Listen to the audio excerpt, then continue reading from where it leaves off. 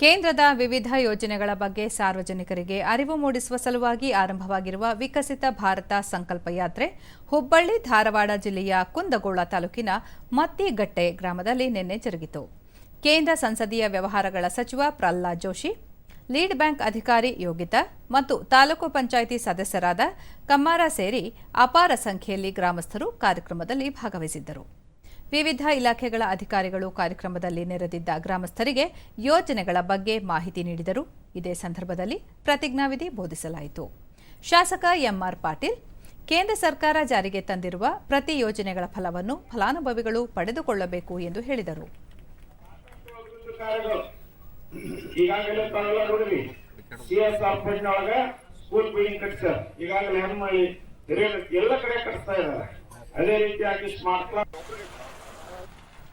ಕೇಂದ್ರ ಸರ್ಕಾರದ ಜನಪರ ಯೋಜನೆಗಳ ಬಗ್ಗೆ ಜನಜಾಗೃತಿ ಮೂಡಿಸುವ ವಿಕಸಿತ ಭಾರತ ಸಂಕಲ್ಪ ಯಾತ್ರೆ ತುಮಕೂರು ಜಿಲ್ಲೆಯ ಕೊರಟಗೆರೆ ತಾಲೂಕಿನ ವಡ್ಡಗೆರೆ ಗ್ರಾಮ ಪಂಚಾಯಿತಿ ಆವರಣದಲ್ಲಿ ನಿನ್ನೆ ಯಶಸ್ವಿಯಾಗಿ ನಡೆಯಿತು.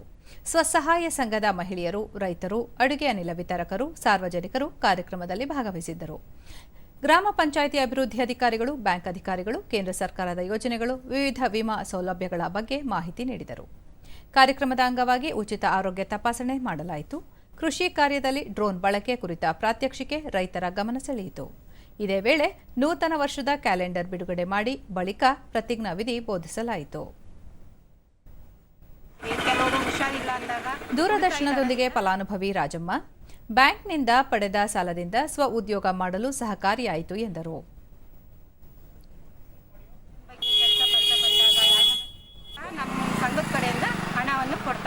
ವೈಯಕ್ತಿಕವಾಗಿ ನೀವೇನು ತಗೊಂಡಿದ್ದೀರಾ?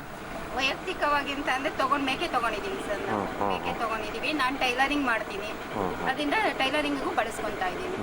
ಇದರಿಂದ ನಿಮ್ಮ ಮಕ್ಕಳು ವಿದ್ಯಾಭ್ಯಾಸ, ಕುಟುಂಬದ್ದು ವಿದ್ಯಾಭ್ಯಾಸಕ್ಕೂ ತಗೊಂತೀವಿ. ಒಟ್ಟಿನಲ್ಲಿ ಕಷ್ಟ ಅಂದಾಗ ಎಮರ್ಜೆನ್ಸಿನೇ ಇದರಿಂದ ತಗೊಂತೀವಿ ಸರ್ ದುಡ್ಡು. ಮತ್ತೋರ್ವ ಫಲಾನುಭವಿ ಮುದ್ದುರಾಜಮ್ಮ, ಸ್ತ್ರೀಶಕ್ತಿ ಸಂಘದಲ್ಲಿ ಸದಸ್ಯೆಯಾಗಿದ್ದು ಬ್ಯಾಂಕ್ನಿಂದ ಸಾಲ ಪಡೆದು ಸ್ವಂತ ಉದ್ಯೋಗಕ್ಕೆ ವಿನಿಯೋಗಿಸಿದ್ದು ಇದರಿಂದ ತುಂಬಾ ಅನುಕೂಲವಾಗಿದೆ ಎಂದು ತಿಳಿಸಿದರು. ದುಡ್ಡು ನಾವು ಪ್ರತಿಯೊಬ್ಬರಿಗೂ ಕೊಡ್ತಾ ಇದ್ದೀವಿ.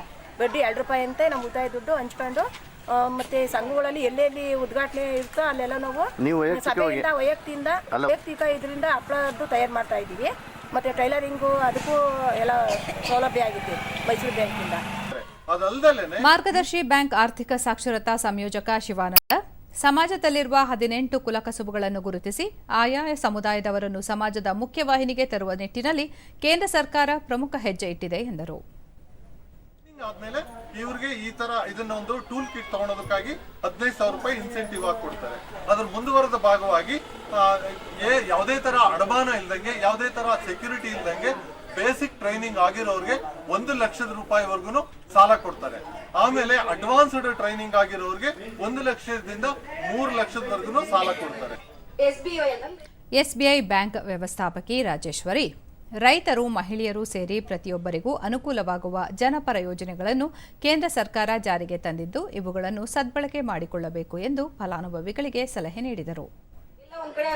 ಡೆತ್ ಆದಾಗ ಅದೇ 2 ಲಕ್ಷ ರೂಪಾಯಿ ನಮ್ಮ ನಂಬಿದವರಿಗೆ ಅದು ಹೋಗುತ್ತೆ. ಅದನ್ನ ಅವರು ಶಿವಾನಂದ್ ಸರ್ ಹೇಳಿದ್ರು. ಅದೇ ರೀತಿ ಇಲ್ಲ ನನ್ಗೆ ನ್ಯಾಚುರಲ್ ಆಗಿ ಡೆತ್, ಈಗ ಮನೇಲಿ ಕೂತಿರ್ತೀನಿ, ಏನೋ ಇದಕ್ಕಿದ್ದಂಗೆ ಹಾರ್ಟ್ ಅಟ್ಯಾಕ್ ಆಗಿ ಸಾಯ್ಬೋದು, ಇಲ್ಲ ಸರ್ ಹೇಳ್ದಂಗೆ ಮೇಲಿಂದ ಬಿದ್ದು ಸಾಯ್ಬೋದು. ಆ ರೀತಿ ಇದ್ದವ್ರಿಗೆ ಅದಕ್ಕೂ 2 ಲಕ್ಷ ರೂಪಾಯಿ ಅದನ್ನೆಲ್ಲ ನರೇಂದ್ರ ಮೋದಿ ಸರ್ ಅವರು ನಮ್ಗೆ ತಿಳಿಸ್ಕೊಟ್ಟಿದ್ದಾರೆ. ಅಂದ್ರೆ ಪ್ರತಿಯೊಬ್ರು ಅಭಿವೃದ್ಧಿ ಆಗ್ಬೇಕಂತ ಒಂದೇ ಕಾರಣದಿಂದ ಅದನ್ನ ಎಲ್ಲಾ ಕಡೆ ಗಮನ ಬರಲಿ ಅಂತ ಇದನ್ನ ಯಾತ್ರೆ ಮಾಡ್ತಾ ಇರೋದು.